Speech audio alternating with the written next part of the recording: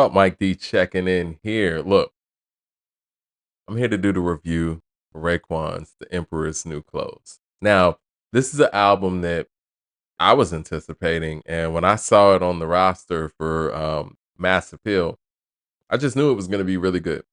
And when I went back to review it, listened to it just for leisure, did the car test on it, gave it the whole weekend. I didn't want to be too quick to judgment on this.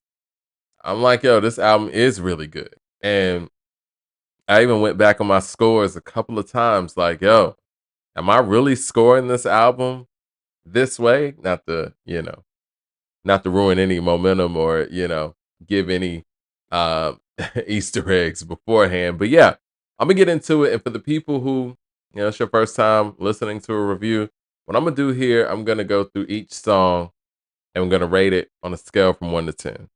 10 being the highest, of course. And we're gonna come with a cumulative score of the album and just go from there.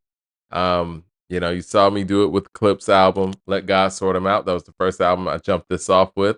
More than likely, we're gonna do this with Alfredo. More than likely, I'm gonna do this with Tyler the Creator's latest album as well. But I want to give these albums a little bit of time to kind of marinate a little bit before we really just jump to conclusions and say, boom, 7, 8, whatever. And y'all know how it is, man. Let me know in the comment section what you gave some of these songs as well.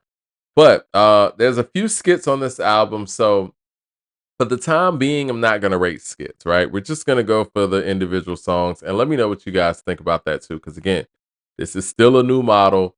You guys think I should rate skits because skits are a part of the album and they do get in the way of the album or enhance the album. So I do think it can be fair to rate skits um, moving forward. But for right now, we're just going to go with the music. All right. First song, Berry Hill. I gave it a 9.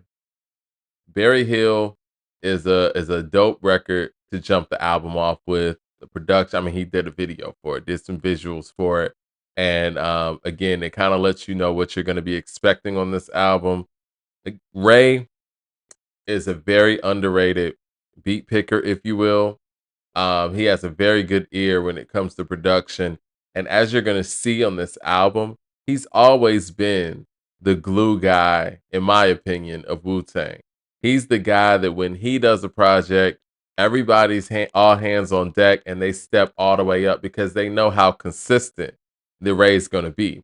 You know what you're going to get from Ray. Ray is like a Jadakiss before Jadakiss, of course, that people expect full albums from. And that's no disrespect to Jada, but the truth is Jada hadn't made it only built for Cuban links.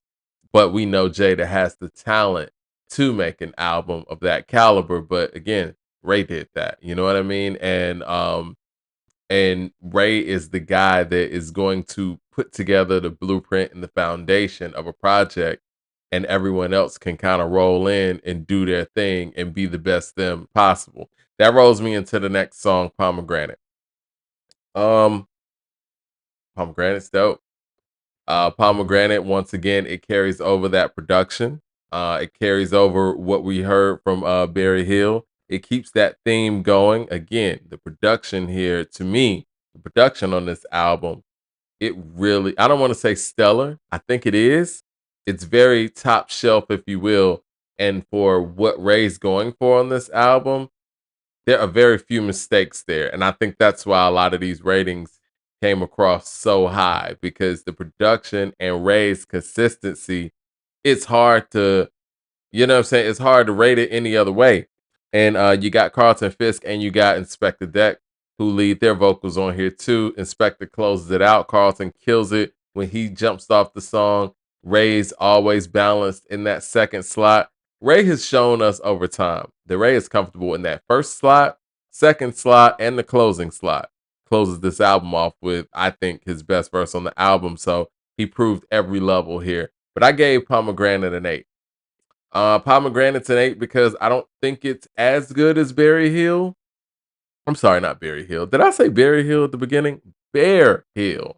Bear Hill. I'm saying talking about Berry Hill on some ice cream or something. Bear Hill. I think Bear Hill is a 9.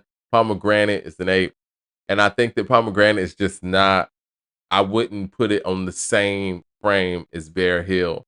On the aggressive level, on the the production's there, the verses are there, the bars are there. I do think it kind of drops off a bit by the time you get to Inspector's verse. So I gave that one an 8. Wow, um, Corsians. I think I said that right? Corsians? Yeah, I know you guys are gonna correct me if I'm wrong. Wild Corsians with Benny the Butcher, Conway the Machine, and West Side Gun. I gave that one a 10. I think everything we expected from this record, they knocked it out the park. Conway's Conway on here, Benny's Benny on here, Ray's Ray on here, and West Side's West Side on here. I mean, anything you could expect from a collaboration like this, I think they brought it. The production was right there. The production was dope for it, and these guys slid on it. They did their thing. I gave that one a 10. I gave that had to be a 10 because that's a bunch of different worlds coming together. The Griselda camp with Raekwon.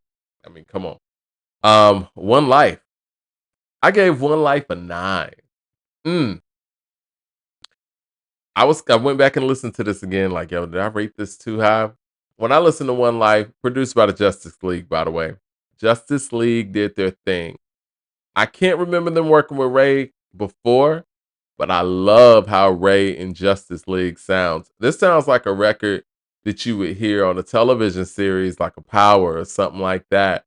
And it's very cinematic. A lot of the stuff on here is cinematic. And you can hear it in films or television shows, whatever, whatever.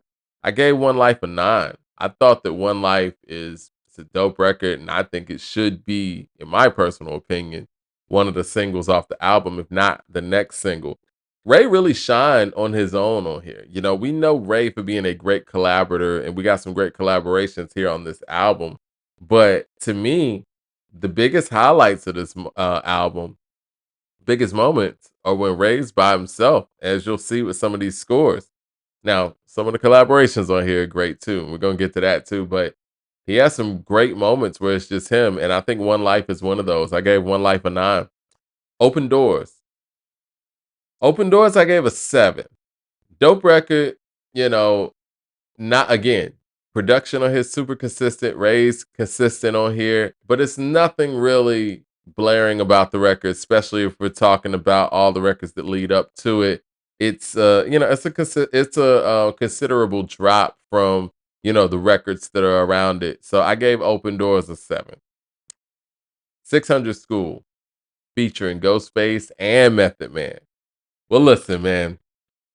If you're a Wu-Tang fan like myself, there's a very high bar when it comes to having Ray, Ghost, and Method Man on a song together. Want to make sure I'm recording. Yeah, I'm good. All this goodness can't go to waste. It's a huge, huge bar. We got Box in Hand. We got Scary Hours.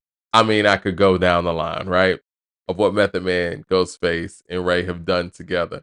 One of the things that came to mind, I know it's other people on this record, but I'm not even gonna go there. I need to stop comparing it.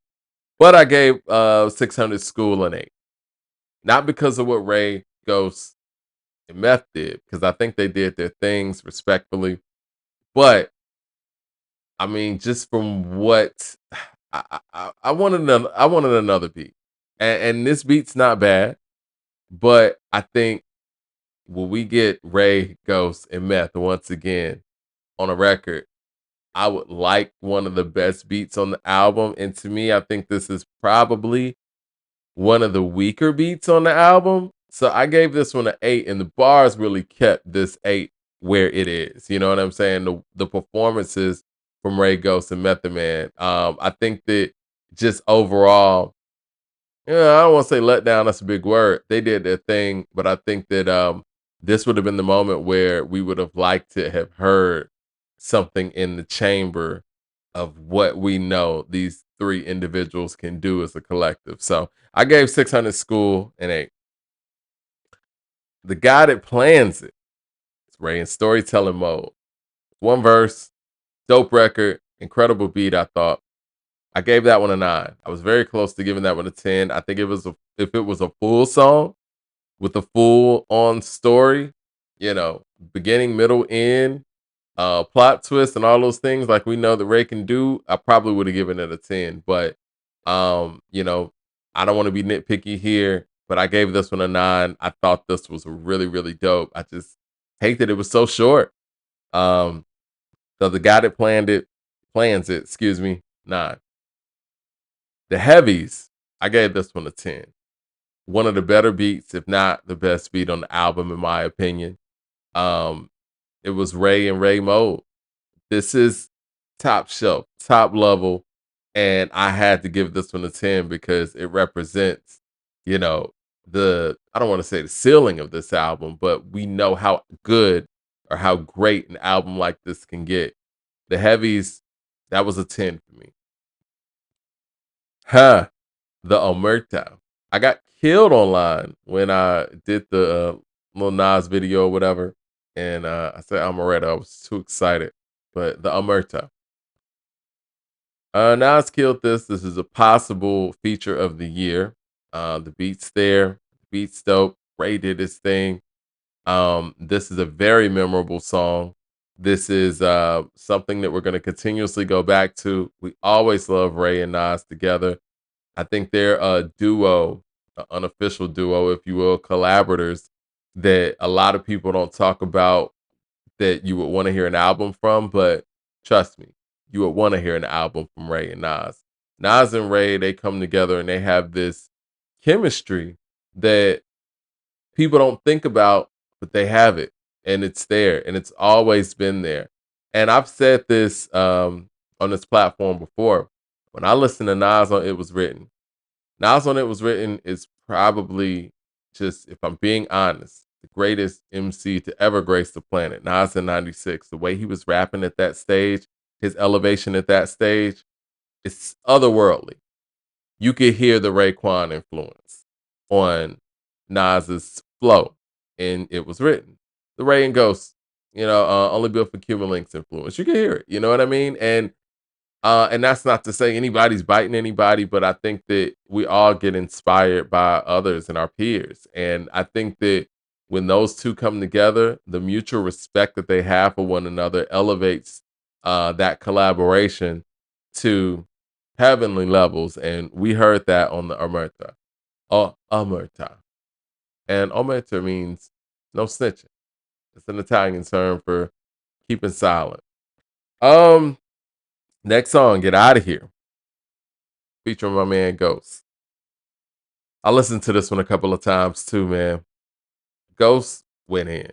And again, we know how lethal the collaboration between Ray and Ghost can be. To me, this was Ghost's shining moment on this album because the other record had meth on it. And the last record, Raekwon, elevated on that final verse. So to me, Get Out of Here was Ghost going all the way in. I gave Get Out of Here a 9. Deborah Knight Wine featuring Marsha Ambrosia. I gave this one a 7.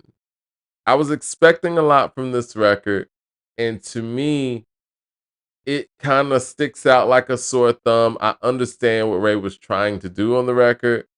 I think the beat was okay. I expected a better beat. Snare was a little bit weak or whatever. And I hate to sound nitpicky, but when you have a craftsman like Ray, who's such a great big beat picker and, so consistent, I got to give reasons why I didn't give this one an 8. You know what I mean? So I gave this one a 7 because I didn't think that it reached some of those levels that the rest of the records did. I think that the attention to detail on some of it was not all the way there, and I thought it stuck out like a sore thumb. I think that it was an attempt to give the album some range, in a similar way that DMX put "How's It Going Down" on "It's Dark and Hell Is Hot," but I think it missed the mark. I think that it had potential to do that and add some versatility to what's going on, but I don't think this was the one. So I gave Deborah Knight Wine a 7. Mac and Lobster. Man, at first I was like, all right, it's this kind of an 8, whatever, whatever. It's a closer.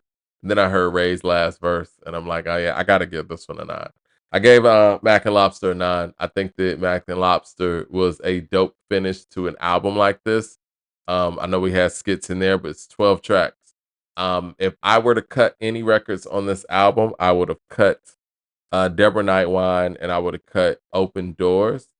And I think that this album would, I mean, I still think it's in the album of the year conversation, or at least, underrated album of the year. We'll see how things pan out. But my skip pick for this album is Deborah Nightwine. That's my skip pick. My replay. I mean, I gotta go with the one I actually replayed the most, and that's Omerta. Yeah. So that's my replay. And look, if we're adding this whole thing up, let me go back. Go down the line. Bear Hill, which I called Berry Hill earlier, but Bear Hill, 9. Pomegranate, 8. Wild Corsican, what is it? Wild Corsians, yeah, I think that's it. 10. One Life, 9. Open Doors, I gave that a 7. 600 School, I gave it an 8. The Guy That Plans It, I gave it a 9. The Heavies, I gave it a 10. The Omerta, I gave it a 10. Get Out of Here, I gave it a 9. Deborah Night Wine, gave that one a 7. And Mac and Lobster, I gave that a 9. This gives us an accumulative score of 8.75. Incredible score. I think that based on this rubric or whatnot, it's scored higher than clips Let God Sort Them Out. But let me know what you guys think of how I scored this. And let me know what you agree with, what you disagree with. I think Ray made a really dope album here, and I think it should be in the album of the year conversation. Um, I think the only knock on this album that anyone could have is the fact that it didn't, go out there and try to reinvent the wheel. He just went out there and made some quality hip hop, and we can't get mad at that. So hit like and subscribe, everybody. Appreciate you checking in with this short review. Like I said, I want to hear you guys' opinions on this. And do you think Ray has a chance of having album of the year for 2025? Like and subscribe. Appreciate you guys. Talk to you soon.